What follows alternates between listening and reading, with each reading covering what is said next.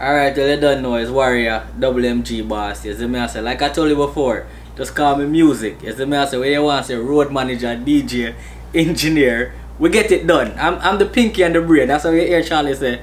The stuff, when him tell me stuff, me already I think of that. You see me I say, to already get it done. Like I like to call myself pinky in the brain. You see me I say, the genius and insane. So tell me about the come up, man. Tell me about how you, well, first of all, where you from in Jamaica? I come from Craigtown, that's in Kingston 12. And if you say Craigtown, that I give you my come up right there. You see me I say, the great Beanie Man, Patrick Roberts, Shocking Vibe. I was always around Shocking Vibe as a little kid. You see me I say? Then now even, because I came to America at 9 years old. You see me? So from the age of 11, I go stage show, like when Beanie them used to come here, and them did it, while everybody else are run round and thing. But then next to Patrick, I'm then next to Kevin, that's his road manager. And that's how I learned the business. So that's why when now the opportunity come for me, a lot of stuff where people would have to learn it on the go. I learned that as a kid at the age of 11. As me I said, by one of the greatest. Because at that time when Beanie was on top, it was Patrick Roberts and Kevin McKenzie. You see me? And I was around them. I could have been running around like a little kid, you know, big woman daddy and this and that. I was learning the music. When Rough Cut was his backing bands, when I rehearsal, I go on a rehearsal with Rough Cut. When I just step on the road and just sit, you understand? So that is how come now what I am doing is so easy for me. It's like secondhand nature, man. Yeah. So is music something you always wanted to do, or was there something else that you wanted to do in life besides the music? No, alright, when I did at Jamaica, I didn't want to go in the army for one reason. Because I want to jump out the helicopter. That was the only reason. Then when I realized that, yo, you know, I can go pay money and go parachuting and them something. Why am I going to the army to kill myself? You see me? Yeah, so That's true. me a little bit, I just always have to, because back in those days, you know, when you from the ghetto, like when the soldiers used to come in, they used to helicopter in. A lot of people don't remember those days in Jamaica, you know, when the tanks and stuff. You see me? I say, I come from a war zone place. You see me? Yeah, but music was always there because even when I used to go, Michael, when I used to come home from school, father had a company and said, them time there, before I go outside go play a ball, before I do anything, I just had to play. Them no like me, I me no like them. Them are my enemy. Always play that song. You see me? Yeah, man. Then I go outside and play football and, you know. So fast forward into, well, let's talk about your sound system there. So how did you get involved into having your sound system? Alright. When we did at school now, right? My brother used to play a sound name, Rising Star. Me, you know, used to always play around. You see me I say? And them did and them have a clash a come up and me say I was at be a foolish and them something. So them I say, yo, you know, say you want to come MC. I say, yo, come MC, what man? And them force me into it and then I do it and you see me I say it work out. And then from this on now, my next brother have a song named Masterpiece. You see me I say and them I say, yo, if I come round Masterpiece, you know, and I left from Rising Star and they run Masterpiece now. You see me? From there, I start building my own thing now called WMG. Because I used to always play around and made rhythms, right? Fat Man, that's his being a chef. He used to always say we have a little kid to take music seriously. But remember, he grows me. So it's like, your family is supposed to encourage you to do stuff. The day when Charlie looked at me and tell me, say, yo, you always have to play around, start your label. It just connect the day he said it. And from that day, I registered WMG. That was in 2006. You see me I say? That's when you were in, you were already in New York at that time? Yeah, I was in New York since 1993. I came to New York as a little kid. You know what I mean? Yeah. But like being around, always playing around in the studio and stuff like that. Hearing it from my Shocking Vibe family, like remember, we all come from the same, they grow me from a little kid. Right. So you know your family is supposed to encourage you. When a total stranger, because like I knew him through a mutual friend. You know what I'm saying? He knew me when I was in my 20s already. And when he said it, it just connect. That's when And from there, building WMG as my record label, I then said like this and build a sound system. Because then my friend in Jamaica used to play a sound. And that sound got messed up. So then he's like, yo, send some equipment, come and this and that and blah, blah, blah. So like, you know, I start sending stuff and then what I was sending, it was, everybody just fell in love with the sound. So while I was just sending it to give him a small sound to do something, I end up just building the sound.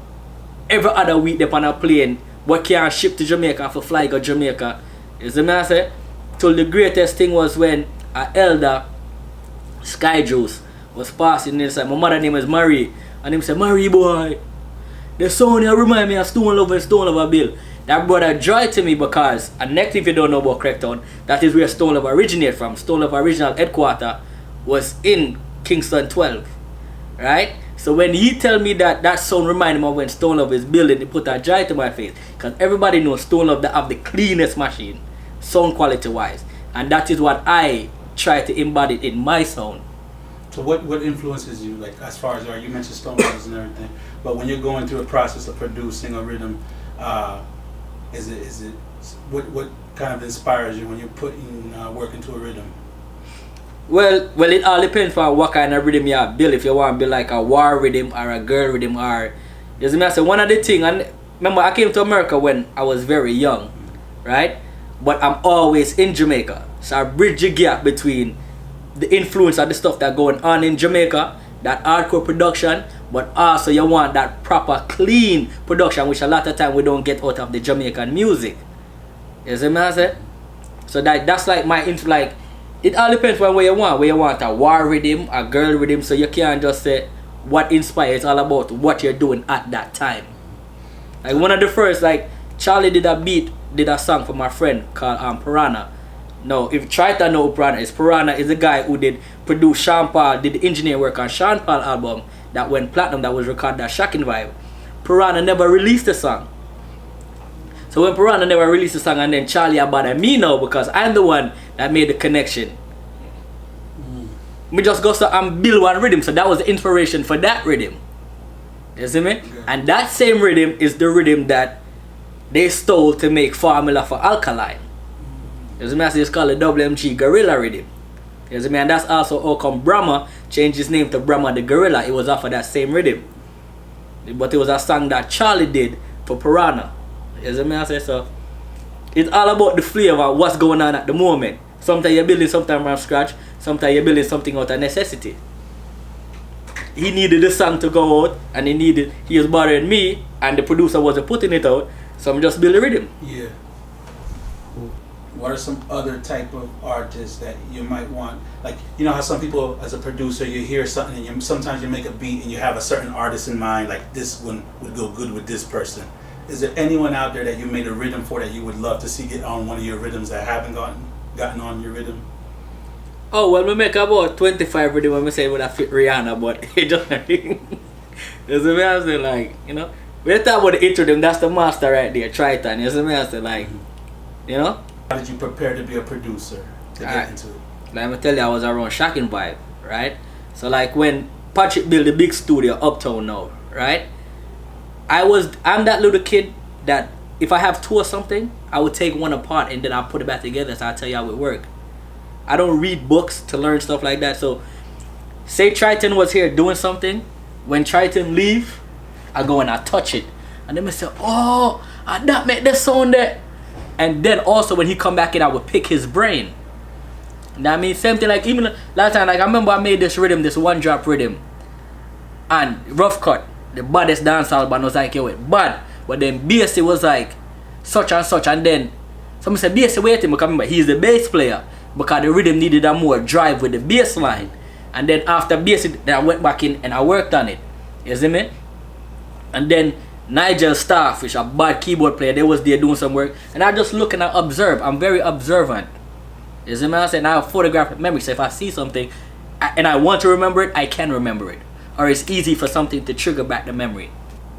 You have people that's going to do shows who's coming up. How can you tell them to deal and prepare with to expecting the worst, you know? Oh, well, it's always about being knowledgeable and don't be like stuck in the box with like technology. Because you have some people that's like stuck with one way, like you have to adapt to technology. Like I was explaining to you before earlier, with the newer computers, they won't read some of the whole controllers, the older mixers. But there is a step in your computer that you can do to get around it. Or also, you could be prepared with your own interface, with your own controller. But we just get so used to the days, yo, just put on my laptop but I'm not carrying a load. While back in the days you had a crate, you see me I say, your 345 crate, 2 LP crate, your dub box. We just get so accustomed just having my laptop and oh, the club have it, the engineer have it like that. Yeah, you can depend on that, Or you can always have something in your bag of tricks. When you say, yo, if this don't work, I can use this. You see me? Yeah, man. Hot 97 was a big part of my life growing up, and Bobby and Java on Sundays, it was when I was growing up for the reggae tip and everything like that. Any radio station DJs that when you were coming up that you would listen to or that kind of like influenced you or anything like that? Well, I'm gonna say radio DJ. I'm a Tony Mataran fan. Stone Love is my sound. Yeah, man. Stone Love is my sound, right? Big up Tony, But man. Big up I'm a Tony Mataran fan. Yeah, man. Especially yesterday when Mataran just left Addis and went on his own. At that time when Tony Mataran did that do, and then when Lynx left, I still have cassettes in my car that you know me, I said that I'm converted to digital and listen to it in my car. Yeah, man. Of Tony Mataran when he just left Addis.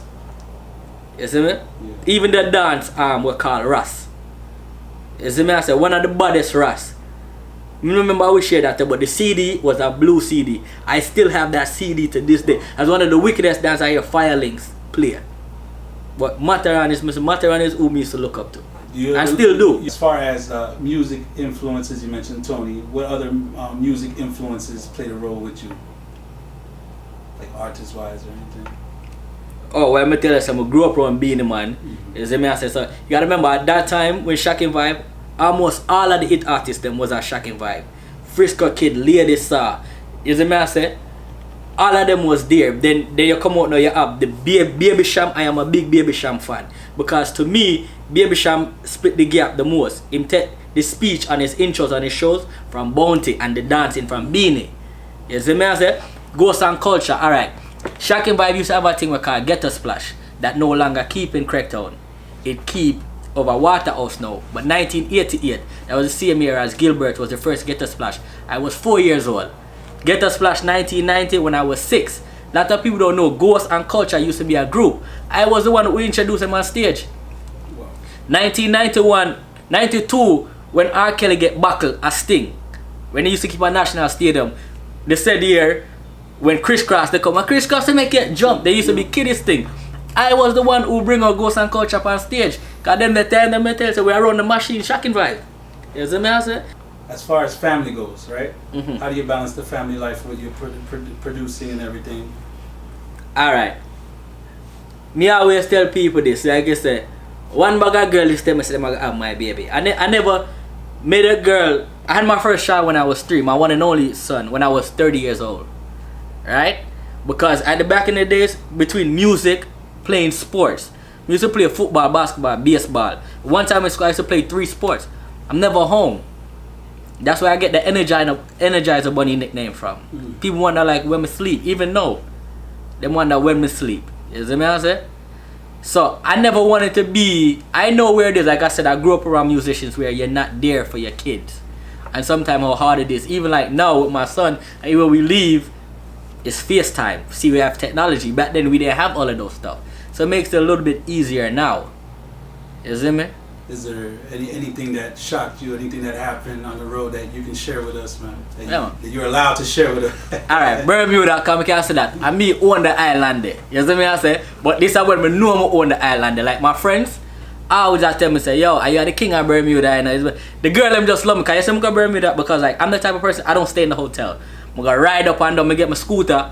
I'm going to the whole of the garrison them. Because I say, I have friends from there and then I meet people from there. So, we was there and this girl called us, is like, yo, when you gonna be in Bermuda tomorrow, right? We said, yeah. She said, when your flight coming in? We said, we're coming in the Friday. And the show was a Saturday. She said, alright, wanna bring you guys to the high school prom because they love you guys. Me I said, oh, them don't know we answer right there. She said, no man. Them hours are ask phone and them something there. So I was like, alright, cool. So we're there now, we're backstage. They don't know that we're there. So it was a dance group down there called Killer Squad. It's like them are the artist thing at Bermuda. Right, so Killer Squad was on stage. Then the youth named Caution. I said, oh, my brethren them from New York there, you know.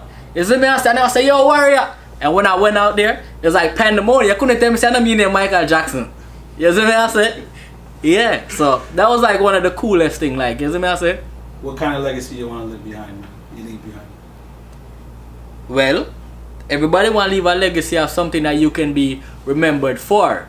You see me? I said, me know say in my community, I inspire a lot of people. Like a lot of stuff that I do, even I keep like doing Easter weekend. We have a thing called International Weekend, right? And my dance is on the Saturday. It's called Overdose. I bring, people like to leave the ghetto to go uptown to party with the foreigners. I bring the foreigners into the ghetto. Even at the 2017 setup of my dance, the way I had that dance with the LED lights and all of that, and the way I set the sound, my brother said, "Oh, at the White House this month, the president I come." So I will always remember Mr. Creativity. That's the best way to put it. Okay, man. Yeah, Mr. Creativity. Yeah. And any message that you have for the youth, man? Oh, anything you want in life, go feet, work hard feet, no matter what nobody want to tell you. You see, because like anything, if there's a dream, don't ever give up on it. Like I'm saying, I was on the road when I was a little kid. I run Beanie, I run Janite. There was a time where me and my selector friend and my travel, then I'm here in New York, they still do my thing, but people not see you in the spotlight, so they think that you stop. Then some of my brother Charlie come here and them say, "Warrior, road again." You see me? So it's like that journey of music never stop. But if you're not in the spotlight of people, they think that, oh, nothing now go on for you, which is quite the contrary. You know what I say? Because they do way more stuff. That is the bread. The music is just the butter. That they don't say. As long as, don't worry about the limelight. We live in a social media world. If it's not on the gram, it's not happening. If you are work towards something, just keep on doing it. And that day, one day or another, your dream will come true. The man who made Kentucky, he never became a big till he was 57. He was about to kill himself the day before. At 57, the man loved fried chicken and he made it. So as long as you have breath in you, you can still get your dream. I don't put an age on anything.